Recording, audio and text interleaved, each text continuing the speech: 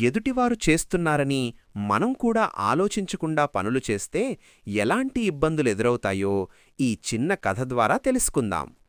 ఒక గురువుగారు తన శిష్యులకు నేర్పిన ఒక వింత పాఠమేమిటో, అది వారి జీవితాన్ని ఎలా మార్చిందో ఈ వీడియోలో చూడండి. ఇక కథలోకి వెళదాం. ఒకానొక సమయంలో ఒక గొప్ప సిద్ధుడు తన శిష్యులతో కలిసి దేశాటన చేస్తూ ఉండేవారు. ఆ గురువుగారికి ఎన్నో అసాధారణ శక్తులు ఉండేవి, కాని ఆయన ఎప్పుడూ వాటిని ప్రదర్శించి గొప్పలు చెప్పుకునేవారు కాదు. ఒకరోజు వారు ప్రయాణిస్తుండగా దారిలో చేపలతో కళకళలాడుతున్న ఒక చెరువు కనిపించింది. గురువుగారు ఒక్క క్షణం ఆగి దోసిట్లోకి ఆ నీళ్లను తీసుకుని అందులో ఉన్న చిన్న చిన్న చేపలతో సహా గటగటా తాగేశారు.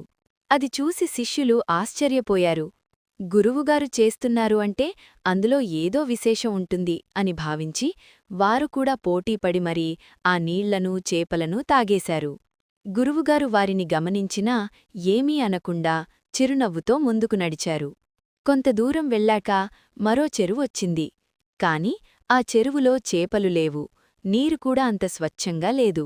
గురువుగారు అక్కడ ఆగి ధ్యానముద్రలో కూర్చుని తాను ఇదివరకు మింగిన చేపలన్నింటినీ సజీవంగా, అంటే ప్రాణంతో ఉన్నవి ఉన్నట్లుగా నోటిద్వారా బయటకు విడిచి ఆ చెరువులో వదిలేశారు.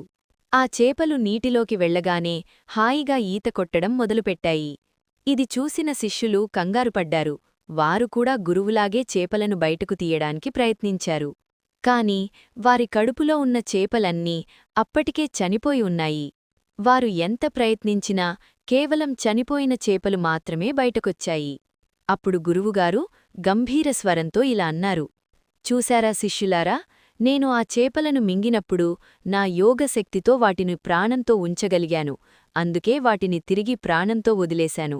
కాని మీరు నా శక్తి సామర్థ్యాలను అర్థం చేసుకోకుండా కేవలం నేను చేశాను కదా అని నన్ను అనుకరించారు.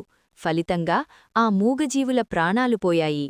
కథలోని నీతి: ఎవరినైనా అనుసరించే ముందు మనకు ఆ పని చేసే సామర్థ్యం ముందో లేదో ఆలోచించుకోవాలి.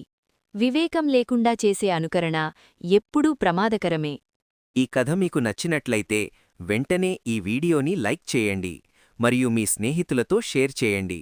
ఇలాంటి మరిన్ని ఆసక్తికరమైన నీతి కథల కోసం మన ఛానల్ని ఇప్పుడే సబ్స్క్రైబ్ చేసుకోండి. పక్కనే ఉన్న గంట సింబల్ని నొక్కడం మర్చిపోకండి. మళ్ళీ మరో మంచి కథతో కలుద్దాం.